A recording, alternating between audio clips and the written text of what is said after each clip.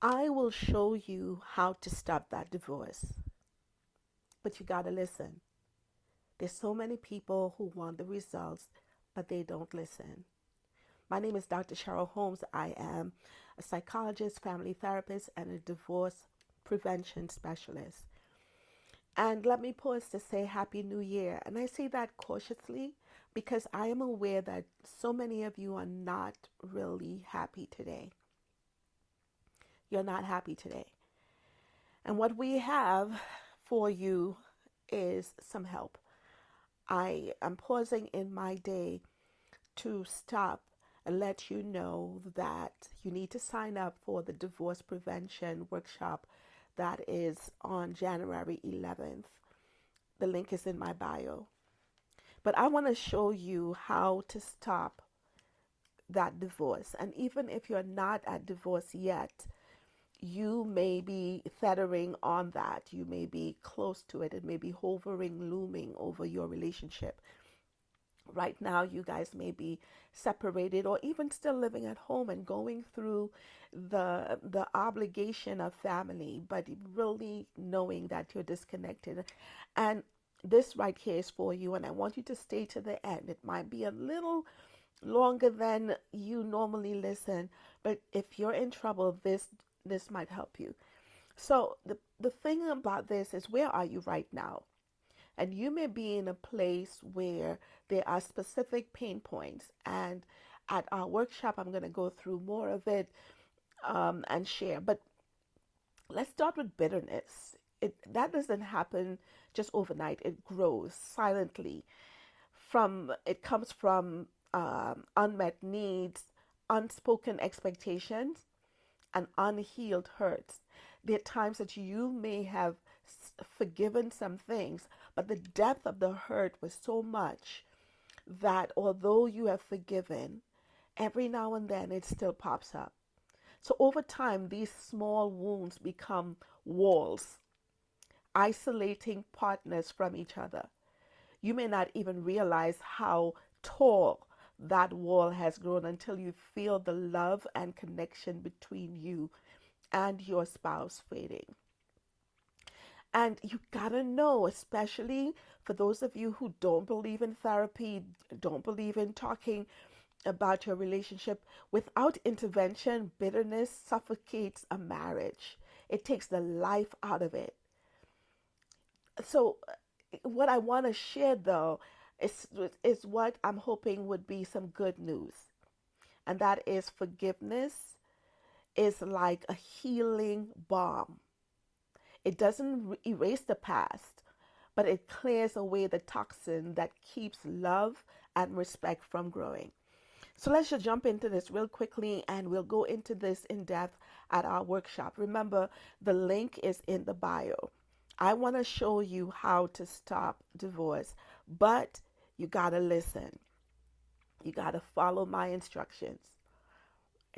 So let's look at it.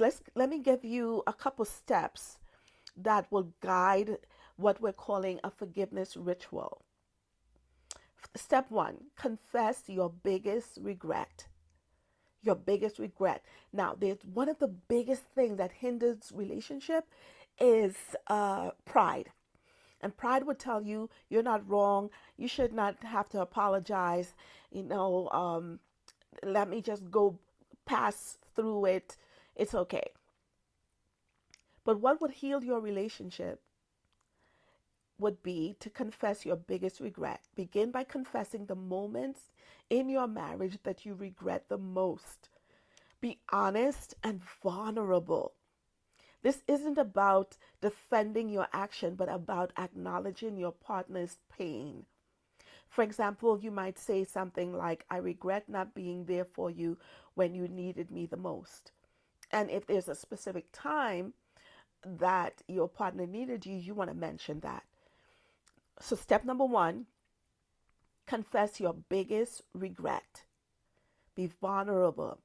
Be transparent. Step number two, acknowledge the impact. Take responsibility for how your actions or maybe your inactions may have shaped your partner's behavior or feelings. This is where you show empathy. For instance, you might say something like, I see now that my withdrawal made you feel alone. I'm so sorry for that.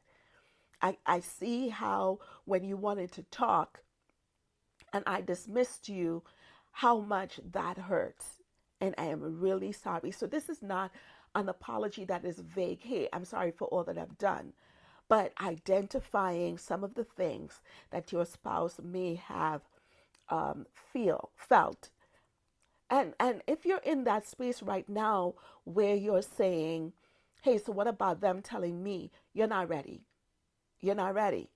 You're not ready for me to show you how to stop divorce because you're still in that space of defending, right? So I'm not trying to be mean. I'm not trying to be rude to you, but this is not going to help you if that's where you are. If you're still in the space of pointing fingers, then I can't help you. All right? Again, take that with love, all the love that I have. So acknowledge the impact.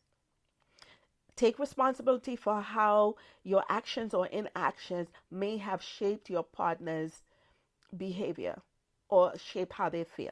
Step number 3, ask for forgiveness and commit to change. Sincerely ask for forgiveness. This is more than saying, I'm sorry. Be specific about what you're apologizing for and what changes you're committed to make moving forward. For example, will you forgive me for neglecting your needs, for not listening? I commit to being more present and supportive moving forward. Step number 4. Again, today I want to give you a few of the principles, the tips that would help you. And this particular segment is on the forgiveness ritual, right? You get more as you guys sign up. It's a free workshop that's on January 11th from 9 to 11 Eastern Standard Time. And the link for this is in my bio. So step number 4, symbolically release the hurt. And this I have used with a lot of my clients, and it has been helpful. Write down your grievances on paper, everything that you've been holding on to. This can include hurts you've experienced and those you've caused. Then burn the list together as a symbolic act of letting go. Watch the flames consume the pain and make space for something new. So you write it down, things that you have done, things that have been done to you. You write those lists. Both of you write those lists and then take it. There was a time that I told my clients that they should bury it. But when you bury it, there's a plot. If you think about people who are buried, the family members go year after year, clean up the spot. They talk to their parents. That's not the dead person. That's not what I want you to do. What I want you to do is not to bury it, but I want you to burn it.